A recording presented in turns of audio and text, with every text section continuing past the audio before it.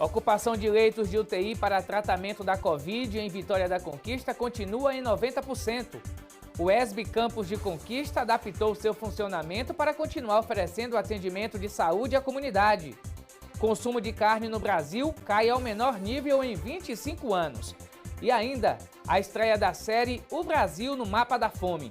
Segunda-feira, 31 de maio, o ESB Notícias está começando.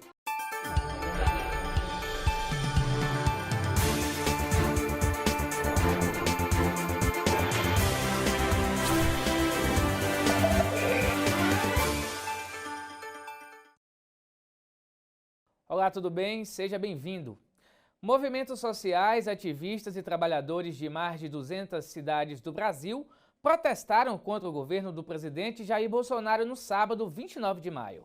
Todos os estados e o Distrito Federal registraram manifestações contra o governo Bolsonaro no último sábado. Aqui em Vitória da Conquista, os manifestantes se reuniram no centro da cidade, todos usando máscara, protestando contra o presidente Jair Bolsonaro e a condução do governo federal na pandemia da Covid-19 e a favor de causas como a aceleração do ritmo da vacinação, defesa do auxílio emergencial de R$ 600 e valorização da educação e da saúde no país.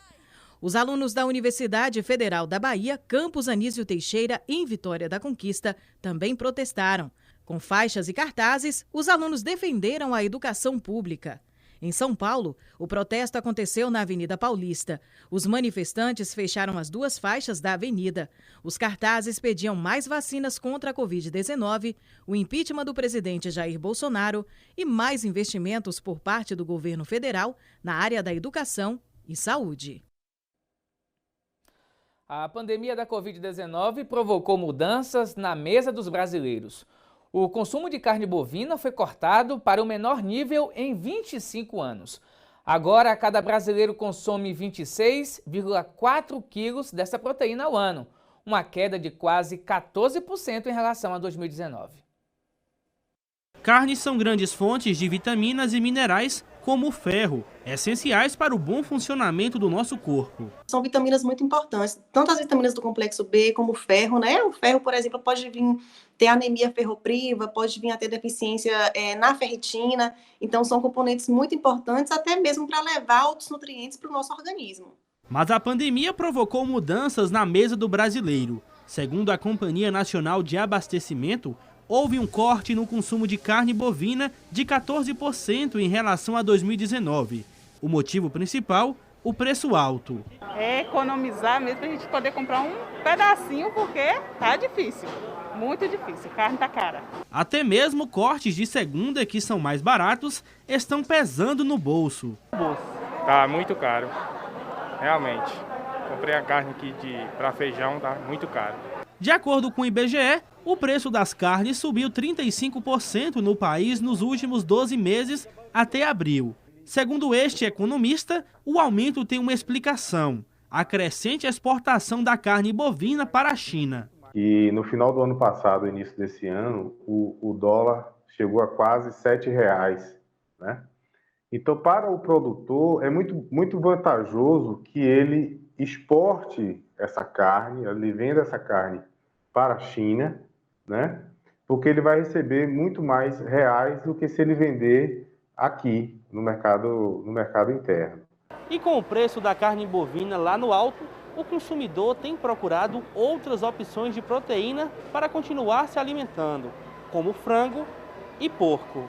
É o que acontece nesse box no Ceasa de Vitória da Conquista, que viu a procura por carne de frango crescer. Por causa do preço, eles estão procurando algo mais em conta, né? Digamos que a carne agora está no preço mais barato, é quase 30 ou 35 quilos, o frango a 12, 11, o pessoal prefere o frango. Outra fonte de proteína bastante procurada é o ovo. No Ceasa, a dúzia do caipira está sendo vendida em média por R$12. O vermelho por R$8 e o branco por R$6. Vamos agora aqui para o telão ver a evolução da pandemia da Covid na região sudoeste, começando por Conquista. 29.159 casos confirmados, 2 de sábado para domingo, 407 casos ativos, 28.270 recuperados, 482 óbitos. Ocupação de leitos, 70 de UTI, 90% ocupados. Clínicos são 78, 81% ocupados. Vamos para Jequié agora. Em Jequié são 15.297 casos confirmados, 51 de sábado para domingo, 513 casos ativos, 14.462 recuperados, 320 óbitos em Jequié, ocupação de leitos tanto de UTI como de clínicos, está aí à beira do colapso. Por lá são 100% ocupados os leitos de UTI, são 29, e clínicos são 58, 93% ocupados. Itapetinga. Em Itapetinga são 4.672 casos confirmados, o município não divulgou o boletim do sábado. Casos ativos são 55, recuperados 4.498 e 119 óbitos. A partir de 2016, líderes nacionais e diversos veículos de comunicação começaram a ventilar a possibilidade da fome voltar a assolar as famílias brasileiras mais vulneráveis, em razão da crise econômica, do desemprego crescente e da redução dos gastos dos programas de proteção social. Tudo isso a gente vai conferir a partir desta semana na série especial O Brasil no Mapa da Fome, produzida pela jornalista Aline Ferraz, o cinegrafista Paulo Khaled e o editor Marcos Túlio Pereira.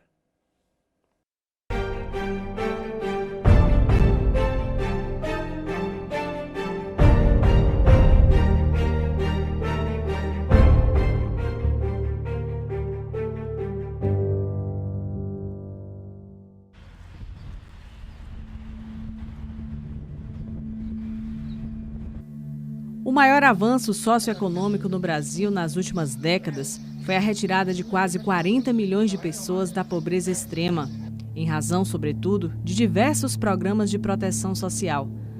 Tal feito foi determinante para que o país reduzisse significativamente o número de pessoas sofrendo de fome. Segundo dados do Instituto Brasileiro de Geografia e Estatística, IBGE, o número de brasileiros em situação de desnutrição crônica caiu 82% entre 2002 e 2013. Todos os anos, a Organização das Nações Unidas para a Alimentação e a Agricultura, em parceria com outras agências do sistema da ONU, publica o relatório do estado da segurança alimentar e nutricional no mundo, com base, sobretudo, em dados e estatísticas fornecidos pelos países membros com referência ao ano anterior. Tal relatório, como o próprio nome diz, tem como principal objetivo retratar e mapear a situação da segurança alimentar no mundo, a fim de orientar governos, organizações internacionais, instituições, ONGs e todos os outros atores relevantes na elaboração e implementação de políticas públicas e programas de combate à fome e a todas as outras formas de má nutrição. Dados fornecidos pelo IBGE em 2014 indicavam que o Brasil, em 2013, havia menos de 5% da população que padecia de fome. O Brasil atingia níveis semelhantes aos de países desenvolvidos no que se refere à porcentagem de pessoas desnutridas. Há consenso entre as agências da ONU de que quando a desnutrição crônica atinge menos de 5% da população de um país, o problema da fome deixa de ter características endêmicas e limita-se a determinados bolsões específicos. O Brasil, portanto, deixava o mapa da fome no mundo.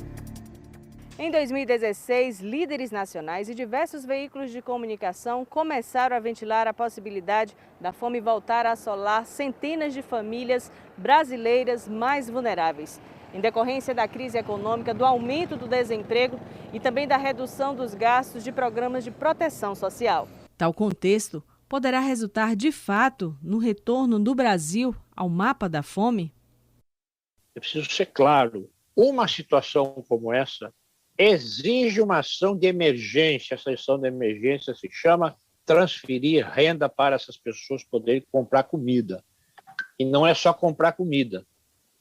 Atenção, as famílias mais precárias, elas têm uma estratégia de sobrevivência. A estratégia de sobrevivência delas, as pesquisas mostram, começa por resolver o tema do aluguel, resolver a moradia.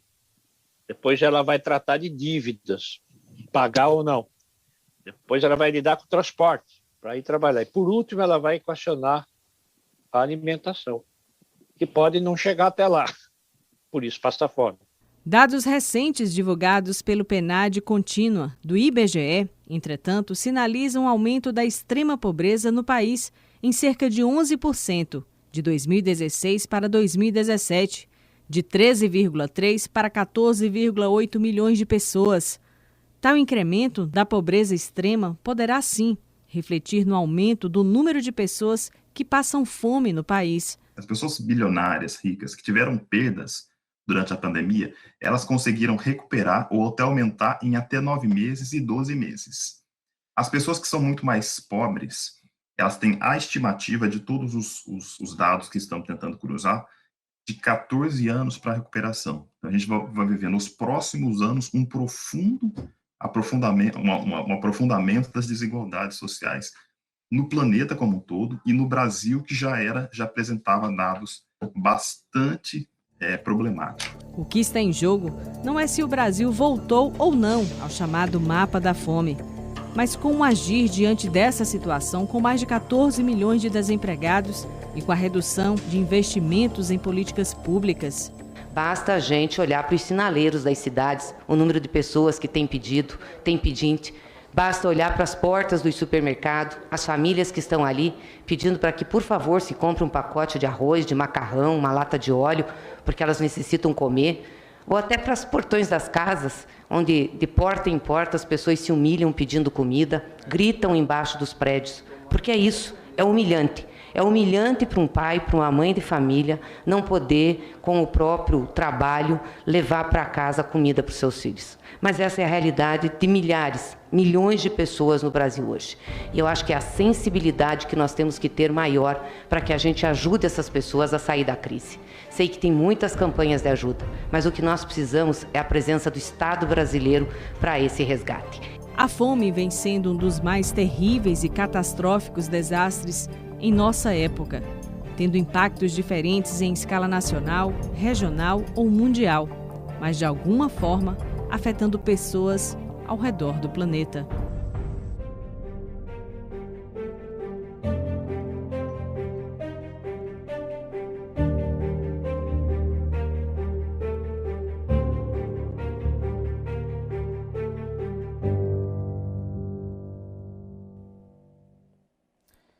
Infelizmente, o que vemos na história geral do país é uma busca apenas pelo desenvolvimento econômico, o que não gera resultados para o combate à pobreza. É preciso haver políticas que trabalhem em conjunto o econômico e o social, pois para erradicar a pobreza é necessário definir um plano que confira prioridades à redução da desigualdade. Chegou a hora da previsão do tempo. A semana começou ensolarada aqui em Conquista. Vamos saber como é que fica o tempo e também a temperatura para Conquista e outras cidades da região sudoeste.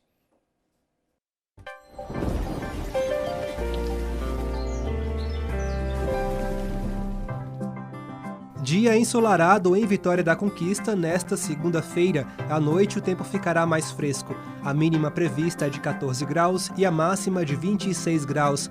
A previsão para terça-feira é de tempo parcialmente nublado, com mínima de 14 e máxima de 26 graus. Já na quarta-feira, sol com aumento de nuvens, mínima de 13 e máxima de 26 graus. Vamos conferir agora a previsão para outras cidades da região sudoeste. Na cidade de Aracatu, predomínio de sol durante todo o dia e à noite temperaturas mais amenas. Os termômetros registram a mínima de 17 e a máxima de 28 graus. Em Itapetinga, sol entre nuvens ao longo do dia e à noite tempo parcialmente nublado. As temperaturas oscilam entre 20 e 26 graus. Predomínio de sol na cidade de Jequié. À noite, poucas nuvens no céu. Os termômetros variam entre 19 e 29 graus. No próximo bloco, o ESB Campos de Conquista adaptou seu funcionamento para continuar oferecendo atendimento de saúde à comunidade. E também, endometriose atinge 15% das mulheres e afeta a qualidade de vida. É um instante só, a gente volta já.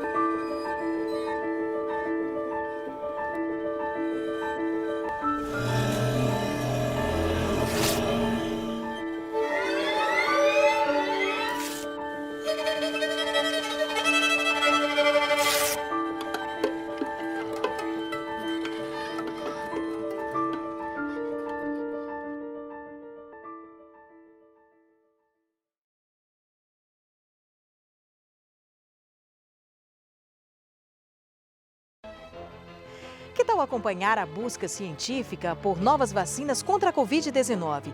Ou ainda saber mais a respeito de um estudo de um composto alimentício que é capaz de substituir o açúcar de forma saudável?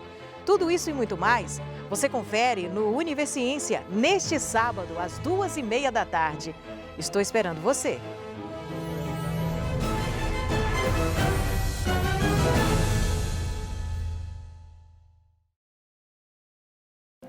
O uso de máscara é a maior prova de cuidado, pois ela pode reduzir consideravelmente o risco de contágio do novo coronavírus.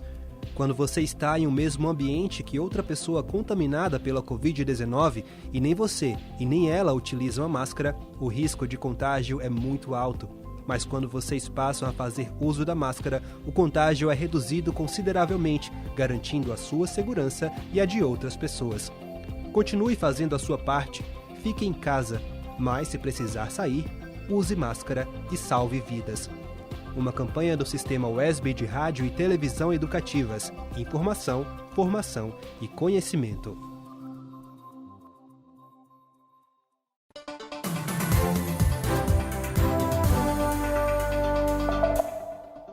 O WESB Notícias está de volta fazendo um giro com as principais notícias da região. Acompanhe.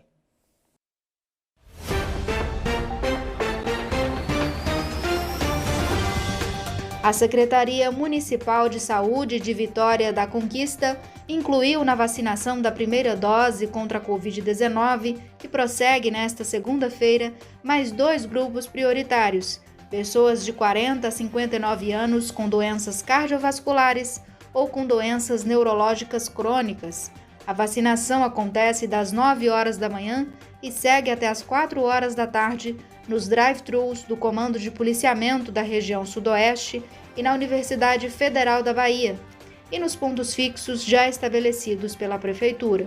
No momento da vacinação, é preciso apresentar documento pessoal com CPF, comprovante de residência de Vitória da Conquista e documento comprobatório da comorbidade existente.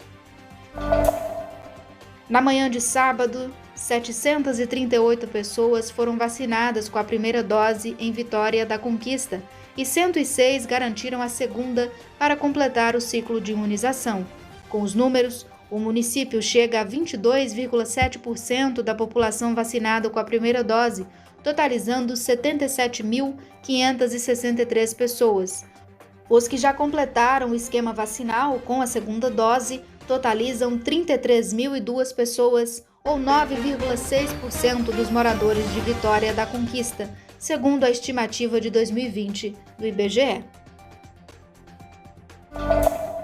Uma falha no sistema de leitura e processamento das bases de dados da Covid-19 dos governos federal, estadual e municipais atrasou a divulgação dos dados da Secretaria de Saúde do Estado da Bahia, a CESAB, neste domingo. De acordo com a CESAB, a Companhia de Processamento de Dados do Estado da Bahia identificou a falha pontual.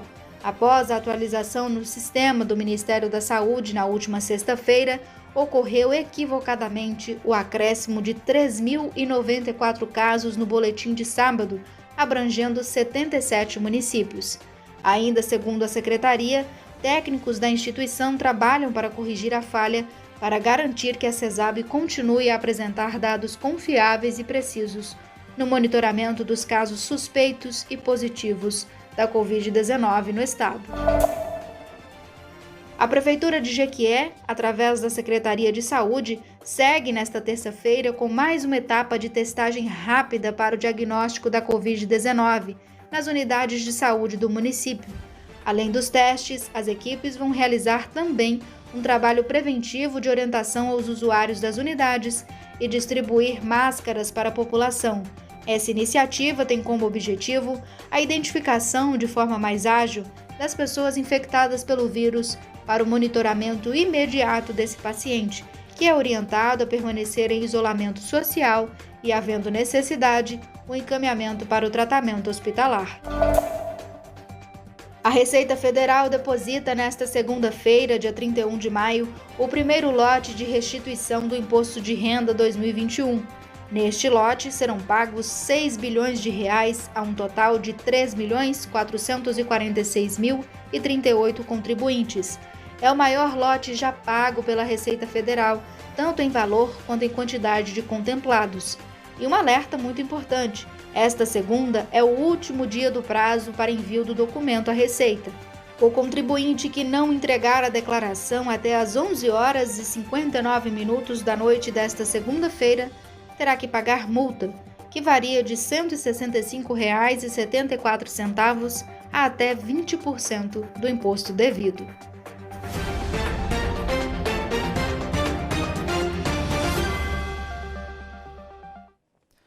Mais frequente entre mulheres de 25 a 35 anos de idade, a endometriose afeta pelo menos 10% da população feminina brasileira, segundo a Anvisa. A doença pode chegar também a 15% entre as mulheres de todo o mundo.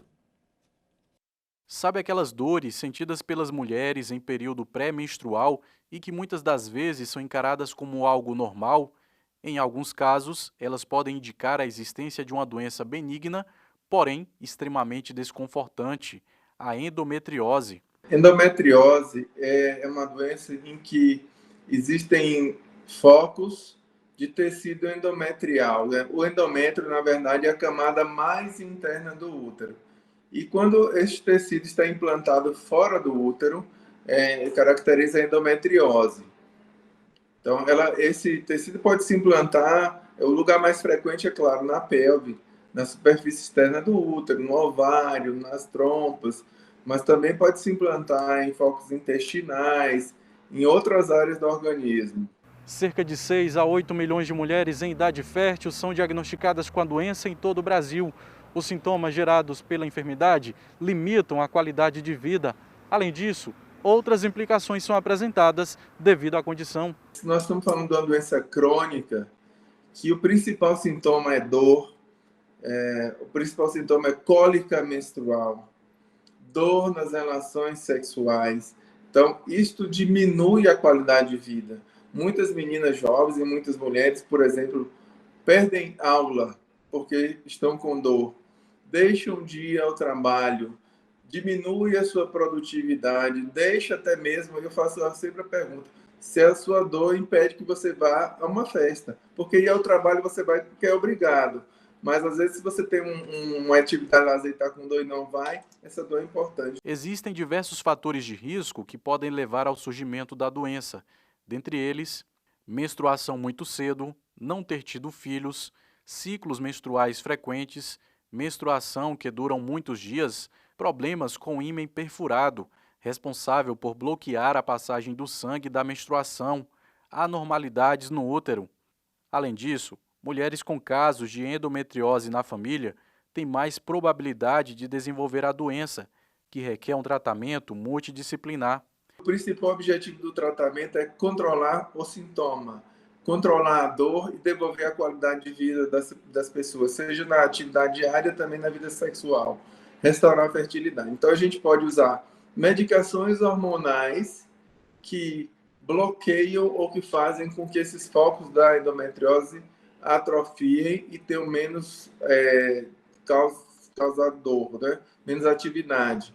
O tratamento pode ser associado, por exemplo, em algumas situações, à cirurgia. Algumas pacientes, e não todas, podem ter indicação cirúrgica, feita principalmente por via laparoscópica, que é uma cirurgia feita por vídeo, em que a gente vai tentar reduzir os focos, retirar os focos de doença para controlar a dor. E não podemos esquecer que a gente, além de medicação para endometriose, medicação para dor, cirurgia, a gente precisa associar uma dieta adequada, exercício, acupuntura. Então, pacientes com dor crônica, muitas vezes, tem o que nós chamamos de memória da dor. Você trata a lesão, mas o seu organismo, o seu sistema nervoso, tem uma memória daquela dor. E é necessário que você associe outros tratamentos para aliviar os sintomas. Seguindo todas as normas de segurança, a UESB continua atendendo a comunidade externa, com serviços de saúde. No CEUAS, os atendimentos estão ocorrendo em número reduzido, funcionando em 30% da capacidade. Quem vê a UESB assim, sem a movimentação costumeira de pessoas, pensa que os serviços mantidos pela universidade estão sendo realizados de forma remota ou foram interrompidos a fim de se evitar a disseminação do coronavírus. Na verdade, a nova realidade impôs readequações que foram sentidas nas atividades de ensino, nos setores acadêmicos e atingiram também o Centro Universitário de Atenção à Saúde, o CEUAS, localizado no campus de Vitória da Conquista. Mesmo com a pandemia, a clínica escola da universidade continua funcionando, cumprindo os protocolos sanitários que possibilitam proteger o público em geral em circulação pelo centro. Inicialmente foram reduzidos o número de atendimentos por conta do momento, né? E também o uso de máscaras. Também a gente fez na entrada a aferição de temperatura e também a questão do acompanhante, né? Porque a gente fez as orientações com relação ao acompanhante só vir se realmente for necessário. No CEUAS, os usuários encontram atendimento ginecológico e pediátrico, além dos serviços de diagnóstico como ecocardiograma, eletrocardiograma, mapa, Holter, teste de esforço e ultrassom. As demandas chegam de 2 modos. As demandas que são externas, com relação aos pacientes que vêm da comunidade, que são agendamentos realizados pela prefeitura através da central de marcação. E a demanda interna, que são pacientes que já passaram por esse serviço e que precisam de algum tipo de retorno. Então, esses pacientes que já são pacientes do serviço ou algum paciente que seja filho de algum funcionário aqui da universidade ou até pacientes, por exemplo, universitários aqui da universidade, que também criam-se também essa demanda interna. A universidade possui um sistema de avaliação utilizado para verificar o aprendizado efetivo do aluno e determinar se o estudante ficará retido ou avançará para o período subsequente. Agora, é ela quem será avaliada pelo olhar criterioso da população, que diz se aprova ou não os serviços ofertados pelo CEUAS. Aprovo sim, é ótimo. Já a segunda vez que eu venho aqui. É maravilhoso. O atendimento aqui é super bom. Acolhe a gente com muita atenção, dá muito carinho. Já fiz ultrassom aqui, estou fazendo hoje de novo. Já fiz elétrico, já trouxe amigos meus do bairro, né, para ser atendido aqui. E eu gosto muito de ser atendido aqui, porque tem eu acho que a gente tem mais um respeito assim na qualidade, na atenção dos médicos, atenção dos enfermeiros acolhedores, né? É isso aí. E o UESB Notícias fica por aqui. Você pode rever os nossos telejornais no YouTube e também mandar sugestão para o nosso WhatsApp, que é o 3424-8763. Obrigado pela companhia, ótima semana, se cuide, use máscara, vacina sim. Até mais.